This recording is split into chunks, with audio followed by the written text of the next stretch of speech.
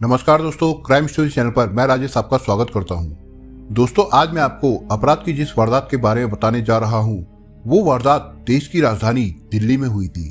तो चलिए दोस्तों, जानते हैं कि क्या और कैसे हुई थी ये वारदात। डॉक्टर श्रीकांत गौड़ पूर्वी दिल्ली के प्रीत विहार स्थित मेट्रो अस्पताल में नौकरी करते थे। 6 जुलाई 2017 को वो ड्यूटी पूरी कर प्रीत विहार मेट्रो स्टेशन पर पहुंची। वहीं से मेट्रो पकड़कर वो दक्षिणी दिल्ली के गौतम नगर स्थित अपने घर जाते थे। लेकिन उस दिन रात के 11:30 बज चुके थे और आखिरी मेट्रो ट्रेन भी जा चुकी थी। अब घर जाने के लिए ऑटो रिक्शा या टैक्सी थी। सुरक्षा के लिहाज से उन्होंने टैक्सी से जाना उचित समझा। उन्होंने गौतम नगर जाने के लिए फोन से ओला कैब बुक की तो कुछ ही देर में ओला कैब प्रीत विहार मेट्रो स्टेशन के पास आकर खड़ी हो गई। कैब में बैठकर डॉक्टर श्रीकांत ने अपने साथ काम करने वाले डॉक्टर राकेश कुमार को फोन करके बता दिया कि वो ओला कैब से अपने घर जा रहे हैं। डॉक्टर राकेश ही उन्हें अपनी कार से प्रीत विहार स्टेशन पर छोड़ने गए थे। अगले दिन 7 जुलाई को डॉक्टर श्रीकांत गौड़ अपनी ड्यूटी नहीं पहुंचे तो डॉक्टर राकेश ने उन्हें फोन किया। उनका फोन स्विच ऑफ था। दिन में उनका फोन कभी बंद नहीं रहता था। श्रीकांत को हेल्थ प्रॉब्लम या कोई काम होता तो वो अस्पताल में फोन कर देते थे, लेकिन उस दिन उनका अस्पताल में कोई फोन भी नहीं आया था। डॉक्टर राकेश ने उन्हें कई बार फोन मिलाया, लेकिन हर बार फोन बंद मिला। डॉक्टर राकेश को डॉक्टर श्रीकांत की चिंता हो रही थी। थोड़ी देर बाद उन्होंने फिर से फोन किया। इस बार उनके फोन पर घंटी बजी तो फोन रिसीव होते ही राकेश ने कहा, श्रीकांत भाई कहाँ हो? फोन भी बंद कर रखा है, मैं कब से परेशान हो रहा हूँ। दूसरी ओर से जो आवाज आई उसे सुनकर वो चौंके। आवाज उनके दोस्त श्रीकांत के बजाय किसी और की थी। उसने उनसे सीधे बात करने के बजाय गालियों की बौछार कर दी। राकेश ने उससे पूछना चाहा कि कौन बोल रहे हैं और इस तरह बात क्यों कर रहे हैं, तो उसने फोन काट दिया। उस आदमी की टपोरी जैसी बातों से डॉक्टर राकेश को लगा कि श्रीकांत कहीं गलत लोगों के चुंगल में तो नहीं फंस गए हैं। उन्होंने ये बात अपने साथियों को बताई तो उन्हें भी लगा कि डॉक्टर श्रीकांत किसी मुसीबत में फंस गए हैं। उन सब की सलाह पर डॉक्टर राकेश ने थाना प्रीत विहार जाकर थाना प्रभारी मनिंदर सिंह को सारी बात बताई। तो थाना प्रभारी ने डॉक्टर श्रीकांत गौड़ की गुमशुदगी दर्ज कर इसकी जांच एएसआई तेजवीर सिंह को सौंप दी। एएसआई तेजवीर सिंह ने इस मामले में वो सारी कार्रवाई की जो गुमशुदगी के मामले में की जाती है। 7 जुलाई को ओला कैब के कस्टमर केयर पर सुबह 4 बजे के करीब किसी ने फोन करके कहा, मैंने आपके एक कस्टमर का अपहरण कर लिया है, आप अपने मालिक से बात कराइए। कस्टमर केयर की जिस युवती ने कॉल रिसीव की थी, एक बार तो वो असमंजस में पड़ गई कि पता नहीं ये कौन है जो सुबह सुबह इस तरह की बात कर रहा है। उसने सोचा कि फोन करने वाला नशे में होगा जो इस तरह की बात कर रहा है, इसलिए उसने भी इस बात को गंभीरता से नहीं लिया। उसी दिन ओला के कस्टमर केयर सेंटर पर उसी व्यक्ति ने एक बार फिर फोन किया, मैडम मैं ओला कैब का ड्राइवर रामवीर बोल रहा हूँ। मेरी cab number DL 1RTC 1611 company में लगी हुई है। ये कैब कल रात दिल्ली के डॉक्टर ने प्रीत विहार से गौतम नगर के लिए बुक की थी। मैंने इनका अपहरण कर लिया है। आपका कस्टमर अब मेरे कब्जे में है। अगर इसकी सुरक्षित रिहाई चाहती है तो मुझे 5 करोड़ रुपए चाहिए। उस व्यक्ति ने अपनी कैब का जो नंबर बताया था, कस्टमर केयर सेंटर कर्मी ने जब उसे चेक किया तो वास्तव में कैब रामवीर कुमार के नाम से ओला कंपनी में लगी थी। कस्टमर केयर एग्जीक्यूटिव ने ये जानकारी अपने अधिकारियों को दे दी। इसके बाद खबर कंपनी के लीगल सेल को भी दी गई। लीगल सेल ने जांच की तो पाया कि 6 जुलाई की रात 11:38 पर रामवीर की कैब डॉक्टर श्रीकांत को प्रीत विहार से लेकर चली तो थी, पर डिफेंस एनक्लेव स्वास्थ्य विहार के पास से उसका जीपीएस डिस्कनेक्ट हो गया था। रामवीर ने कंपनी में अपना मोबाइल नंबर लिखवा रखा था। लीगल सेल के अधिकारियों ने उसका वो नंबर मिलाया तो वो बंद मिला। उसने कस्टमर केयर सेंटर में जिस नंबर से बात की थी वो डॉक्टर श्रीकांत का था। उन्होंने अपने उसी नंबर से कैब बुक कराई थी। मामला गंभीर था, इसलिए लीगल सेल द्वारा ये जानकारी थाना प्रीत विहार पुलिस को दे दी गई। थाने में डॉक्टर राकेश ने श्रीकांत की गुमशुदगी दर्ज करा दी थी। ओला कंपनी के अधिकारियों से मिली जानकारी के बाद थाना प्रभारी मनिंदर सिंह ने डॉक्टर श्रीकांत की गुमशुदगी लिखवाने वाले उनके दोस्त डॉक्टर राकेश को थाने बुला लिया। अपने दोस्त के अपहरण की जानकारी पाकर वो सन्न रह गए। पुलिस ने मामले की गंभीरता को देखते हुए अज्ञात लोगों के खिलाफ धारा 365 के तहत मुकदमा दर्ज कर लिया और सूचना डीसीपी ओमवीर सिंह को दे दी। डीसीपी ओमवीर सिंह ने इस केस के खुलासे के लिए एसीपी हेमंत तिवारी के नेतृत्व में एक टीम का गठन किया। टीम ने सबसे पहले ये पता लगाया कि फिरौती के लिए फोन किन जगहों से किए गए थे। उनकी लोकेशन खतौली और मेरठ की मिल रही थी। 2 पुलिस टीमें इन जगहों पर भेजी गई। फोन डॉक्टर श्रीकांत के मोबाइल से किए गए थे और फोन करने के बाद मोबाइल बंद कर दिया जाता था, इसलिए वो मोबाइल फोन कहाँ है इसका पता लगाना आसान नहीं था। रामवीर नाम के जिस ड्राइवर ने डॉक्टर श्रीकांत का अपहरण किया था, पता चला कि उसकी कैब 2 दिन पहले ही ओला कंपनी में लगी थी और डॉक्टर श्रीकांत गौड़ उसकी पहली सवारी थी। पुलिस ने ओला कंपनी से उस कैब के सभी कागजात निकलवाकर उसकी जांच की। वो वैगनार कार उत्तरी पश्चिमी दिल्ली के शालीमार बाग की रहने वाली विनीता देवी के नाम से खरीदी गई थी। पुलिस शालीमार बाग के उस पते पर पहुंची तो पता चला कि वहां इस नाम की कोई महिला नहीं रहती है, यानी कार की मालिक का नाम पता फर्जी था। कंपनी में विनीता के नाम का पैन कार्ड और महाराष्ट्र बैंक इंदिरापुरम में खुले खाते की पासबुक की फोटोकॉपी और चेक भी जमा किए गए थे। विनीता का पैन कार्ड फर्जी पाया गया। बैंक से संपर्क किया गया तो पता चला कि विनीता के नाम से वहां बचत खाता तो था, पर वो कोई दूसरी विनीता थी। उसके पिता का नाम भी दूसरा था। खाताधारी असली विनीता अनपढ़ थी, इसलिए उसके नाम से चेकबुक भी जारी नहीं हुआ था। यानी पहले से ही योजना बनाकर सब कुछ फर्जी तरीके से तैयार किया गया था। ड्राइवर रामवीर ने अपने जो डॉक्यूमेंट्स जमा किए थे, पुलिस ने उनकी जांच की। उसके आधार कार्ड और ड्राइविंग लाइसेंस पर मयूर विहार का पता लिखा हुआ था। वो दोनों भी फर्जी पाए गए। कागजों में जो फोटो लगे थे, कांस्टेबल उन्हें लेकर मयूर विहार में घूमते रहे, लेकिन कोई भी उसे पहचान नहीं सका। इतना ही नहीं, गाड़ी का परमिट, फिटनेस सर्टिफिकेट, इंश्योरेंस सारी चीजें फर्जी पाई गई। ड्राइवर रामवीर ने कंपनी को अपना जो फोन नंबर दिया था, पुलिस ने उसकी भी कॉल डिटेल्स निकलवाई। पता चला कि वो नंबर भी हाल में ही लिया गया था और उससे उसने 1-2 लोगों से ही बात की थी। जिन लोगों से उसने बात की थी उनसे पुलिस ने पूछताछ की तो उन्होंने बताया कि वे रामवीर को नहीं जानते, ना ही उससे कभी उनकी मुलाकात हुई। वहां से भी पुलिस खाली हाथ लौट आई। इतनी माथापच्ची के बाद पुलिस की जांच जहां से शुरू हुई थी वहीं रुक गई। कागजों की जांच के बाद पुलिस इतना तो जान गई कि अपहरणकर्ता बेहद शातिर है। उन्होंने योजनाबद्ध तरीके से वारदात को अंजाम दिया है। उधर अपहरणकर्ता ओला कंपनी के कस्टमर केयर सेंटर में बार बार फोन करके फिरौती की मांग कर रहे थे।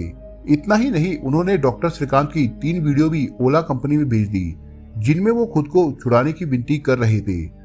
अपनी साख को देखते हुए ओला कंपनी के अधिकारियों ने फैसला ले लिया कि वो अपने कस्टमर को अपहरणकर्ताओं के चुंगल से छुड़ाने के लिए 5 करोड़ रुपए दे देंगे। जबकि पुलिस इस बात को लेकर परेशान थी कि अपहरणकर्ता कहीं डॉक्टर श्रीकांत को नुकसान न पहुंचा दे, इसलिए पुलिस ने ओला कंपनी के अधिकारियों से कह दिया कि जब भी अपहरणकर्ताओं का फोन आए वो उनसे प्यार से बात करे। मामले की गंभीरता को देखते हुए डीसीपी ओमवीर सिंह ने इस मामले में और भी कई तेज तर्रार पुलिस वालों को लगा दिया। एडिशनल डीसीपी साथिया सुंदरम और एनके मीणा टीम का नेतृत्व कर रहे थे। डीसीपी के निर्देश पर समस्त पुलिस अधिकारी अलग अलग तरीके से अपहरणकर्ताओं का पता लगाने में जुट गए। पुलिस को ये तक पता नहीं लग पा रहा था कि अपहरणकर्ताओं ने डॉक्टर श्रीकांत को कहां बंधक बनाकर रखा है, क्योंकि वे कभी मुरादनगर से फोन करते तो कभी मेरठ से। उनकी मूवमेंट हरिद्वार और मुजफ्फरनगर की भी पाई गई। बागपत, बड़ौद, बिजनौर, खतौली आदि जगहों से भी उन्होंने फोन किया था। लिहाजा इन सभी जगहों पर दिल्ली पुलिस की कई टीमें पहुंची। डॉक्टर श्रीकांत का अपहरण हुए कई दिन हो चुके थे। तेलंगाना में डॉक्टर गौड़ के घर वालों को भी अपहरणकर्ताओं ने उनके वीडियो भेज दिए थे। उनके रिश्तेदार और परिवार वाले भी दिल्ली पहुंच गए थे। मेट्रो अस्पताल के डॉक्टरों के साथ वे भी थाना प्रीत विहार पहुंच गए थे। डीसीपी मामले की update police commissioner Amulya Patnaik को दे रहे थे। अपहरणकर्ताओं की कॉल डिटेल्स आदि से यही लग रहा था कि बदमाश मेरठ रेंज में ही कहीं है, इसलिए पुलिस कमिश्नर ने मेरठ रेंज के आईजी से बात की। आईजी ने डॉक्टर को रिहा कराने में हर तरह का सहयोग देने का आश्वासन दिया। उन्होंने मेरठ की एसएसपी मंजिल सैनी और एसटीएफ के एसपी आलोक प्रियदर्शी को दिल्ली पुलिस की मदद के लिए लगा दिया। जिस ओला कैब से डॉक्टर का अपहरण किया गया था, उसकी फोटो गाड़ी के पेपर के साथ ओला कंपनी के ऑफिस में जमा थी। उस फोटो को ध्यान से देखा गया तो उस पर तानिया मोटर्स मेरठ का स्टिकर लगा था। पुलिस की एक टीम मेरठ स्थित मारुति के डीलर तानिया मोटर्स पर पहुंची। स्टिकर देखकर यही लग रहा था कि वो वैगनर कार उसी शोरूम से खरीदी गई होगी। पुलिस टीम ने उस शोरूम से पता किया कि पिछले 1-1.5 साल में सफेद रंग की कितनी वैगनर बेची गई है। पता चला कि करीब 700 कार सफेद रंग की बेची गई थी। पुलिस ने उन सभी कारों के रजिस्ट्रेशन नंबर हासिल कर लिए। इस बात की पुष्टि हो चुकी थी कि जिस ओला कैब से डॉक्टर का अपहरण हुआ था उस पर फर्जी नंबर लगा था। पुलिस को तानिया मोटर से जिन सफेद रंग की वैगनर कारों की डिटेल्स मिली थी, उनमें से ये पता लगाना आसान नहीं था कि उनमें अपहरणकर्ताओं की कार थी या नहीं। पुलिस टीम ने सफेद रंग की सभी कारों की लिस्ट ओला कंपनी को देते हुए ये जानकारी मांगी कि पिछले 2 सालों के अंदर इन कारों में से कोई कार ओला में कैब के रूप में लगी थी या नहीं। साथ ही ये भी जानकारी निकलवाई कि इन 700 कारों में से किसी कार को किसी भी वजह से ओला कंपनी से हटाया तो नहीं गया था। ओला अधिकारियों ने सभी 700 नंबरों को वेरीफाई किया। इससे पता चला कि 12 मार्च 2017 को एक ड्राइवर सुशील को कस्टमर्स के साथ अभद्र व्यवहार करने, कंपनी के हिसाब में हेराफेरी करने जैसे शिकायतों के चलते कार सहित ओला से हटाया गया था। पुलिस ने सुशील कुमार का पता मालूम किया तो जानकारी मिली कि वो खतौली मेरठ का रहने वाला था। एक पुलिस टीम उसके घर पहुंची तो वो घर पर नहीं मिला। पुलिस को जानकारी मिली कि वो वसुंधरा में रहता है। दिल्ली पुलिस की एक टीम तुरंत वसुंधरा में उसका पता लगाने पहुंच गई, पर वो वहां भी नहीं मिला। मुखबिर द्वारा सुशील के छोटे भाई अनुज का फोन नंबर मिल गया। अब तक दिल्ली पुलिस की टीमें खतौली, हरिद्वार, मुजफ्फरनगर इत्यादि जगह पर पहुंच चुकी थी। हापुड़ में सुशील की ससुराल थी तो एक टीम हापुड़ में भी तैनात हो गई। पुलिस ने सुशील के भाई अनुज का मोबाइल नंबर सर्विलांस पर लगा रखा था। पुलिस उसके ऑन होने का इंतजार कर रही थी। अपहरणकर्ता अभी भी ओला कंपनी के कस्टमर केयर सेंटर पर फोन करके 5 करोड़ रुपए की फिरौती मांग रहे थे। अपहरणकर्ताओं ने फोन पर कहा था कि पैसे कहां पहुंचाने हैं ये बाद में बताएंगे। उन्होंने ये भी कहा कि रकम मिल जाने के 4-5 घंटे बाद डॉक्टर को छोड़ दिया जाएगा। ओला कंपनी के अधिकारियों ने इतनी देर बाद यह करने की वजह पूछी तो उन्होंने कहा कि फिरौती की रकम को पहले गिनेंगे। इस पर ओला के अधिकारियों ने कहा कि भले ही आप डॉक्टर को 4 घंटे बाद छोड़े, पर जब हम रकम पूरी दे रहे हैं तो हमें डॉक्टर सुरक्षित चाहिए। पैसे पूरे हुए तो डॉक्टर भी सुरक्षित मिलेगा, अपहरणकर्ताओं ने कहा। इस फोन की लोकेशन बागपत के पास की ही थी। पुलिस आयुक्त के निर्देश पर पूर्वी जिले के डीसीपी ओमवीर सिंह बिश्नोई टीम के साथ बागपत पहुंच गए। डॉक्टर की जान को कोई खतरा ना हो, इसके लिए पुलिस फूक फूक कर कदम रख रही थी। 16 जुलाई को दोपहर के समय अनुज का फोन ऑन हुआ तो उसकी लोकेशन खतौली की मिली। दिल्ली पुलिस की सूचना पर वहां की लोकल पुलिस और एसटीएफ भी वहां पहुंच गई। तभी दोराला के पास वैगनार कार दिखाई दी। पुलिस ने उस कार का पीछा किया तो वो कार को दौड़ाते हुए सकोती बाजार की तरफ ले गया। सादे कपड़ों में पुलिस प्राइवेट गाड़ियों में थी। पुलिस ने उस कार का पीछा किया तो वो तेजी से रेलवे फाटक पार कर गई, जबकि पुलिस भीड़ में फंस गई। इसी बीच पीरपुर गांव के पास वैगनार का टायर पंचर हो गया तो चालक कार को वहीं छोड़कर गन्ने के खेत में घुस गया। कुछ ही देर में वहां भारी तादाद में पीएससी पहुंच गई। पुलिस ने कई घंटों तक वहां छानबीन की, लेकिन कार का ड्राइवर पुलिस के हाथ नहीं लगा। पुलिस ने वो कार बरामद कर ली। उस समय उस पर वही नंबर लिखा था जो ओला के कागजों में दर्ज था। इसके बाद पुलिस ने सुशील के घर वालों और रिश्तेदारों पर दबाव बनाया। 16 जुलाई की रात को पुलिस को मुखबिर से सूचना मिली कि सुशील का एक साथी है प्रमोद, जो मुजफ्फरनगर के मीरापुर गांव में रहता है। उसके पास दिल्ली के नंबर की एक अल्टो कार है। किसी तरह प्रमोद को भनक लग गई थी कि दिल्ली पुलिस इलाके में डेरा डाले हुए है, इसलिए पुलिस के मीरापुर पहुंचने से पहले ही वो घर से फरार हो गया। 17 जुलाई को पुलिस को सुशील के साथी गौरव के बारे में जानकारी मिली, जो मेरठ शहर में सुभारती अस्पताल के पास रहता है। करीब 2 घंटे की मशक्कत के बाद पुलिस ने उसका कमरा ढूंढ लिया, पर वो भी कमरे पर नहीं मिला। लोगों ने बताया कि वो यहाँ किराए पर रहता था और 2 दिन पहले जा चुका है। दिल्ली पुलिस की टीमें वहाँ डेरा जमाई हुई थी। 19 जुलाई को मुखबिर से पता चला कि प्रमोद मीरापुर के रहने वाले अमित के साथ 3-4 दिनों से घूम रहा है। किसी तरह से अमित पुलिस के हत्थे चढ़ गया। पुलिस ने जब उससे डॉक्टर श्रीकांत के बारे में सख्ती से पूछताछ की तो उसने बताया कि डॉक्टर भी ठीक है, प्रमोद ही डॉक्टर को अलग अलग जगहों पर रख रहा है। इस समय वो प्रतापपुर के शताब्दी नगर में है। पुलिस उसे लेकर शताब्दी नगर पहुंची तो पता चला कि वे सोहनवीर के मकान में है। पुलिस ने उस घर को चारों ओर से घेर लिया। भारी संख्या में हथियारबंद पुलिस को देखकर इलाके के लोग हैरान रह गए। पुलिस ने लोगों को हिदायत दी कि कार्रवाई चलने तक कोई भी अपने घर से बाहर ना निकले। इसके बाद पुलिस ने ऑपरेशन डॉक्टर शुरू किया। सोहनवीर के घर में मौजूद बदमाशों को जब पता चला कि पुलिस ने उन्हें घेर लिया है तो उन्होंने पुलिस पर फायरिंग शुरू कर दी। काफी देर तक दोनों ओर से फायरिंग होती रही। पुलिस की गोली से प्रमोद घायल हो गया। किसी तरह पुलिस उस मकान में घुस गई जहां डॉक्टर श्रीकांत को बंधक बनाकर रखा गया था। पुलिस ने डॉक्टर को सुरक्षित अपने कब्जे में ले लिया। मौके से पुलिस ने नेपाल विवेक उर्फ मोदी और प्रमोद को गिरफ्तार कर लिया। प्रमोद ने कांवड़ियों जैसे कपड़े पहन रखे थे। पुलिस ने उसे पास के अस्पताल में भर्ती करा दिया। मकान मालिक सोहनवीर को भी हिरासत में ले लिया गया। डॉक्टर गोड़ के सुरक्षित मिलने से पुलिस ने राहत की सांस ली। डॉक्टर के घर वालों और मेट्रो अस्पताल में डॉक्टर श्रीकांत गौड़ के सुरक्षित रिहा कराने की जानकारी मिली तो सभी खुश हुए। गिरफ्तार बदमाशों से पुलिस ने पूछताछ की तो पता चला कि किडनैपिंग की पूरी वारदात को सुशील, उसके भाई अनुज, गौरव पंडित और विवेक उर्फ मोदी ने अंजाम दिया था। सुशील और अनुज दादरी के रहने वाले थे, जबकि अन्य सभी डोराला के। पुलिस ने डॉक्टर को तो सुरक्षित बरामद कर लिया, लेकिन योजना को अंजाम देने वाले मुख्य अभियुक्तों सुशील और अनुज का गिरफ्तार होना जरूरी था। पुलिस टीम इन दोनों अभियुक्तों की तलाश में जुट गई, पर उनका कहीं पता नहीं चल रहा था। तब दिल्ली पुलिस ने इन दोनों भाइयों की गिरफ्तारी पर 50-50 हजार रुपए का इनाम घोषित कर दिया। दिल्ली पुलिस मुख्य अभियुक्तों की तलाश कर रही थी तो मेरठ पुलिस भी इन्हें तत्परता से खोज रही थी। इसमें सफलता मिली मेरठ की एसटीएफ को। एक सूचना के आधार पर एसटीएफ ने 4 अगस्त 2017 को सुशील और अनुज को मेरठ में एक मुठभेड़ के बाद नगली गेट के पास से गिरफ्तार कर लिया। प्रीत विहार के थाना प्रभारी मनिंदर सिंह को जब उनकी गिरफ्तारी की सूचना मिली तो वो 10 अगस्त को पूछताछ के लिए उन्हें दिल्ली ले आए। सुशील कुमार मूल रूप से उत्तर प्रदेश के मेरठ जिले के दोराला थाने के दादरी गांव के रहने वाले सतवीर का बेटा था। वो पेशे से ड्राइवर था। किसी दोस्त ने उसे बताया कि ओला कंपनी में टैक्सी के रूप में गाड़ी लगा देने पर महीने में अच्छी खासी कमाई हो जाती है। दोस्त की सलाह उसे पसंद आ गई। उसने मेरठ की तानिया मोटर से एक वैगनार कार खरीदी और ओला कंपनी में कैब के रूप में लगा दी। ये सन 2014 की बात है। दिल्ली से रोजाना गांव जाना आसान नहीं था, इसलिए वो वसुंधरा में किराए का फ्लैट लेकर रहने लगा। ओला कंपनी से सुशील को हर महीने अच्छी कमाई होने लगी तो उसने अपने छोटे भाई अनुज के नाम से भी एक और कार ओला में लगवा दी।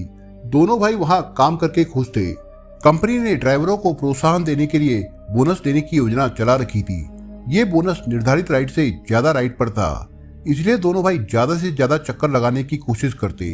इसी दौरान सुशील के दिमाग में लालच आ गया। उसने फर्जी आईडी पर रोजाना 20 बुकिंग करनी शुरू कर दी। इससे उसे रोजाना 20,000 रुपए की आमदनी होने लगी। सुशील मोटी कमाई करने लगा तो उसे घमंड भी हो गया, जिससे वो ग्राहकों से भी दुर्व्यवहार करने लगा। ये शिकायतें ओला कंपनी तक पहुंची तो उन्होंने जांच कराई। जांच में फर्जी आईडी पर बुकिंग करने की बात सामने आ गई। इसके बाद उसकी दोनों गाड़ियां ओला कंपनी से हटा दी गई। ओला कंपनी से गाड़ियां हटने के बाद दोनों को बहुत बड़ा झटका लगा। उन्होंने तय कर लिया कि वे ओला कंपनी को सबक सिखाएंगे। दोनों भाई दबंग प्रवृत्ति के तो थे ही। बताया जाता है कि उन्होंने सन 2011 में नोएडा के एक बिजनेसमैन का अपहरण करके उसके घर वालों से 5 करोड़ रुपए की फिरौती मांगी थी। फिरौती के 5 करोड़ तो नहीं मिले थे, पर 1 करोड़ रुपए में बात फाइनल हो गई थी और रुपए लेकर ही उसे छोड़ा था। एक बार उन्होंने अखबार में एक खबर पढ़ी थी, दुष्कर्म पीड़िता ने उबर पर केस ठोका है। ये खबर पढ़ने के बाद सुशील के दिमाग में आइडिया आया कि अगर ओला के किसी कस्टमर का अपहरण कर लिया जाए तो उसकी फिरौती ओला से मांगी जा सकती है, क्योंकि सवारी की सुरक्षा की जिम्मेदारी कंपनी की ही होती है। ओला को सबक सिखाने का ये तरीका सुशील को पसंद आया। ये 5 महीने पहले की बात है। इसके बाद सुशील अपने भाई अनुज के साथ योजना बनाने लगा। चूंकि उनकी गाड़ियां ओला से निकाली जा चुकी थी, इसलिए गाड़ियां उनके नाम से फिर से कंपनी में नहीं लग सकती थी। ये काम फर्जी कागजों द्वारा ही संभव था। एक दिन सुशील को इंदिरापुरम इलाके में महाराष्ट्र बैंक की एक पासबुक सड़क किनारे मिल गई। वो विनीता देवी की थी। अब सुशील ने अपनी दिमागी घोड़े दौड़ाने शुरू कर दिए। उसने विनीता के नाम से अपनी वैगनार कार के फर्जी कागज बनवा लिए, जिसमें उसने गाड़ी का रजिस्ट्रेशन नंबर भी बदल दिया। विनीता के नाम से एक पैन कार्ड और आधार कार्ड भी उसने बनवा लिया। गाड़ी के कागजों के साथ ड्राइवर के कागज भी ओला कंपनी में जमा होने थे। लिहाजा रामवीर के नाम एक फर्जी ड्राइविंग लाइसेंस, आधार कार्ड आदि भी उसने बनवा लिया। इतना ही नहीं, उसने एक निजी कंपनी के नाम से गाड़ी के इंश्योरेंस के कागज भी तैयार करा लिए। जिस तरह से फर्जी कागज तैयार हुए थे, उसी तरह से गाड़ी के फिटनेस पेपर भी तैयार हो गए। सारे कागज तैयार कराकर वसुंधरा में ओला के एक वेंडर को 1500 रुपए देकर वे फर्जी कागज वेरीफाई करा लिए। इस तरह 4 जुलाई 2017 को वो अपनी कार ओला कंपनी में टैक्सी के रूप में लगाने में सफल हो गया। दोनों भाइयों ने पहले ही तय कर रखा था कि जो भी पहली अकेली सवारी उनकी गाड़ी में बैठेगी वो उसी का अपहरण कर लेंगे और ओला से 5 करोड़ रुपए की फिरौती मांगेंगे। सवारी को किडनैप करके कहां ले जाना है, ये योजना उसने मेरठ के रहने वाले अपने दोस्त प्रमोद कुमार, अमित कुमार, विवेक और गौरव के साथ मिलकर पहले ही बना ली थी। अब उन्हें पहली सवारी का इंतजार था। इत्तेफाक से 4 जुलाई को सुशील को बुकिंग मिल गई। सुशील ने कस्टमर से पूछा कि कितनी सवारी है। जब कस्टमर ने बताया कि 3 सवारियां हैं, तो उसने बहाना बनाकर जाने से मना कर दिया। 5 जुलाई को उसे कोई बुकिंग नहीं मिली। फिर 6 जुलाई को उसे डॉक्टर श्रीकांत गौड़ की बुकिंग मिली। सुशील ने डॉक्टर गौड़ से पूछा कि साथ में कितनी सवारियां हैं। जब पता चला कि वो अकेले हैं तो सुशील ने अपने साथियों को अलर्ट कर दिया। डॉक्टर गौड़ को प्रीत विहार मेट्रो स्टेशन के पास से लेकर चलने के बाद कुछ दूरी चलने पर उसने गाड़ी में लगा जीपीएस डिस्कनेक्ट कर दिया। वो लक्ष्मीनगर की ओर बढ़ गया। आगे सेंट्रो कार मिली जिसमें उसका भाई अनुज अपने साथियों गौरव और विवेक उर्फ मोदी के साथ बैठा था। सेंट्रो कार के पास सुशील ने कैब रोक दी। उसमें से अनुज और गौरव उतरकर सुशील की कैब में बैठ गए। डॉक्टर गौड़ ने पूछा कि ये लोग कौन है और इन्हें गाड़ी में क्यों बैठाया, तो उन बदमाशों ने उन्हें डरा धमकाकर चुप रहने को कहा। उनका मोबाइल फोन अपने कब्जे में लेकर उन्हें नशे का इंजेक्शन लगा दिया। इसके बाद वे डॉक्टर को वसुंधरा ले गए, जहां उन्होंने सेंट्रो कार छोड़ दी। इसके बाद वे डॉक्टर को दोराला ले गए। सुबह 4 बजे के करीब सुशील ने ओला कंपनी के कस्टमर केयर नंबर पर फोन करके कस्टमर डॉक्टर श्रीकांत का अपहरण करने की सूचना दे दी। इसके बाद सुशील का साथी प्रमोद डॉक्टर को अलग अलग जगहों पर रखने की व्यवस्था करता रहा। एक जगह पर उन्हें केवल 2-3 दिन ही रखा जाता था। प्रमोद कावड़ियों की तरह गेरुए रंग के कपड़े पहने रहता था ताकि उस पर कोई शक न करे।